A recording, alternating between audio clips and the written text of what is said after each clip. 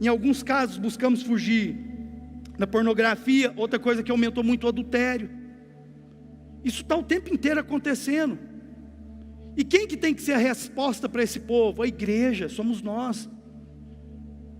Por que a igreja não pode parar? Porque nós somos a resposta desse povo.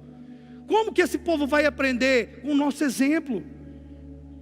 Então nós não podemos parar de ser igreja. Nós não podemos parar de traduzir para as pessoas o evangelho que a gente aprendeu de Cristo. Porque muitas vezes nós estamos fazendo firula demais. Muitas vezes nós estamos tentando fazer algo que a gente nem sabe. E na verdade o evangelho é simples. Nós temos que ensinar as pessoas a voltar para o evangelho. Nós temos que ensinar as pessoas que a única coisa que muda a história das pessoas é a palavra. Olha só isso aqui. Mateus 6, 31 ao 34. Não andeis ansiosos e inquietos, dizendo: o que vamos comer, o que vamos beber, ou com que vamos vestir? Porque todas essas coisas as pessoas do mundo preocupam. Decreto do vosso Pai Celestial bem sabe o que vocês necessitam de todas essas coisas, mas buscai primeiro o reino de Deus e a sua justiça, e todas as outras coisas vos serão acrescentadas. Não vos inquieteis pelo dia de amanhã, porque basta o dia, e cada dia cuidará do seu próprio mal. Como que nós vamos ficar preocupados com o amanhã? Para que nós vamos ficar com medo do amanhã? Se Deus está falando aqui que Ele vai cuidar todos os dias e vai nos ajudar a vencer o mal de cada dia. Nessa parte eu vou te falar que assim, eu sou extremo calvinista, porque é o seguinte: tem muita gente com medo agora de duas coisas que potencializou. Nós estamos vendo gente falar de medo de tudo quanto é coisa agora. O medo é algo que apareceu e que a gente já não sabe mais. Cada pessoa que você fala está com medo de uma coisa. Mas tem dois medos que estão impregnados no coração das pessoas, que é o medo de morrer e o medo de ficar pobre, ficar sem dinheiro. Porque a economia está paralisada, e a doença parece que veio para matar. Então o povo está com medo de quê?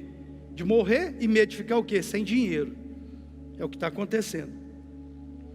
Só que esse medo, ele tem feito com que as pessoas não consigam encontrar saída. Elas estão paralisadas. Quem que vai ser a resposta e a ajuda dessas pessoas? Somos nós. Somos nós. Não tem como a gente ficar calado diante de tudo o que está acontecendo. Nós precisamos ser a voz. Só que parece que muitas vezes nós estamos ficando com mais medo do que as pessoas. Eu não estou falando que a gente tem que ser imprudente, porque a própria palavra está falando que a gente tem que agir da prudência, ser prudente em todas as coisas. Agora, como vencer esse medo? Eu vou dar uma dica aqui. Como vencer esse medo? Podemos vencer esse medo confiando em Deus. É normal ter medo, mas precisamos decidir não deixar esse medo estragar nossas vidas. Porque perante Deus, Deus promete cuidar de nós em todas as situações. Ele está no controle. Em Jesus temos esperança, até nos momentos mais difíceis e assustadores. Dê seus problemas a Deus e rejeite o medo. Sabe de uma coisa, meus irmãos? Se a palavra de Deus está falando que a gente deve buscar o reino de Deus e sua justiça, você sabe o que é o reino de Deus? Buscar o reino de Deus. O reino de Deus é pessoas. O que ele está falando aqui é que nós temos que preocupar com pessoas, porque à medida que a gente preocupa com pessoas, o nosso medo vai ficando pequeno, porque a gente começa a participar do medo das pessoas, ajudar as pessoas com seus medos, a ponto dos nossos medos se reduzirem a nada. Porque quando nós estamos envolvidos no medo das pessoas, a Bíblia está falando que Ele cuida da nossa casa, Ele cuida da nossa vida, Ele faz acontecer, Ele deixa as coisas aparecer naturalmente na nossa vida. Por quê? Porque nós estamos preocupados com o seu reino, estamos preocupados com os seus filhos. Só que muitas vezes nós estamos preocupados mais com nós mesmos do que com os filhos dele. E aí, essa preocupação com nós mesmos, a única coisa que vai gerar em nós é medo, porque a sensação solitária, de solidão que nós vamos ter, ela vai ser eminente, porque a única coisa que a gente consegue ver é quem? É nós mesmos. Estamos deixando de olhar para o reino dele. Filipenses 4, 6 e 7 fala: não andeis ansiosos por coisa alguma, em tudo fiquem em oração e súplica com ação de graças, apresentem seus pedidos a Deus, e a paz de Deus, que excede todo entendimento, guardará o vosso coração e a mente de vocês em Cristo Jesus. Então a única coisa que nós precisamos é estar com o nosso coração e a nossa mente aonde? Em Cristo. Porque agora, meu irmão, vai aparecer cada coisa que a gente nunca ia imaginar que iria acontecer. E o pior de tudo é que muitas vezes essas coisas podem acontecer na nossa casa. E para não ser covarde, nós temos que tratar essas coisas com a nossa família, com a nossa casa.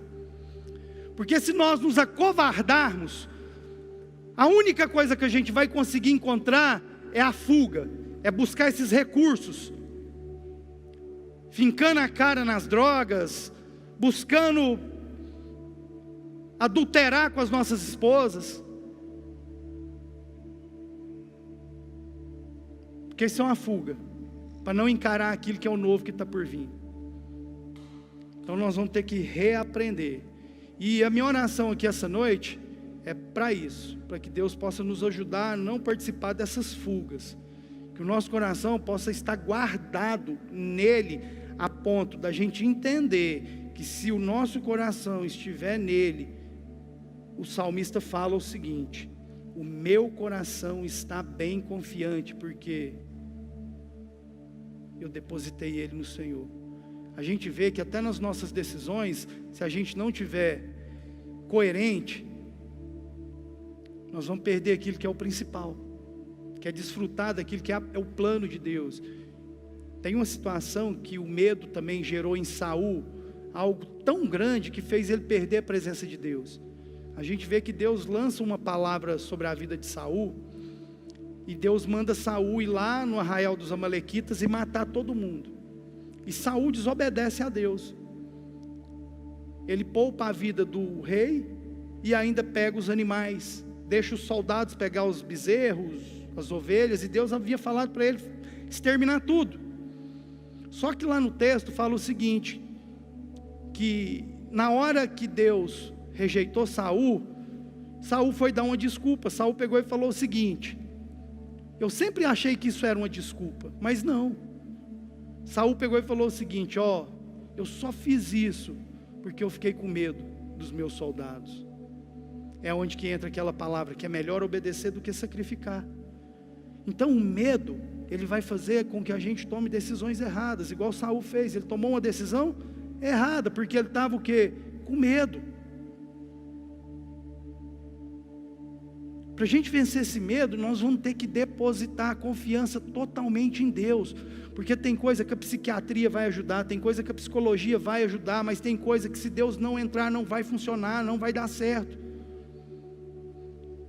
Porque o medo, ele tem uma característica que finda tudo na vida do ser humano. Você sabe o que é a pior parte do medo?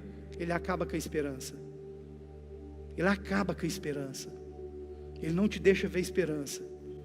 E aí, o homem, quando ele não tem esperança, a vida dele acaba. A vida dele acaba. Quando a gente tem medo a ponto de não ver esperança, quando a gente consegue ver só o problema e não ver a solução, isso é um sinal que nós estamos distanciando de Deus e não estamos percebendo. Então, no nome de Jesus, meus irmãos, quero te falar uma coisa: nós não temos que ficar com medo. A Bíblia fala que não cai um fio de cabelo da nossa cabeça sem que Deus permita. Então você pode ficar trancado no seu quarto, que se você tiver que morrer, se você tiver que ficar pobre, se você tiver que ficar solteiro pro resto da vida, você vai ficar. A palavra de Deus não volta vazia. Nós temos que confiar nele. Agora é a hora de aparecer oportunidades que a gente não tinha. Precisamos reinventar. Tem muita gente se isolando, se trancando, se fechando, entrando para a caverna, e é a hora de pensar fora da caixa. É agora. Agora é a hora de pensar fora da caixa. Aonde ninguém está vendo saída, tem um povo ali naquela igreja que consegue ver saída. Onde o povo está com medo, o povo daquela igreja não tem medo. Por quê? Porque depositou a confiança naquele que pode todas as coisas. Aí acabou, meu irmão. Não tem como dar errado. É o que a gente precisa fazer. Depositar a confiança, toda a nossa confiança naquele que pode todas as coisas. E eu quero te convidar a ficar de pé. Eu quero fazer essa oração. Os irmãos que estão nos assistindo.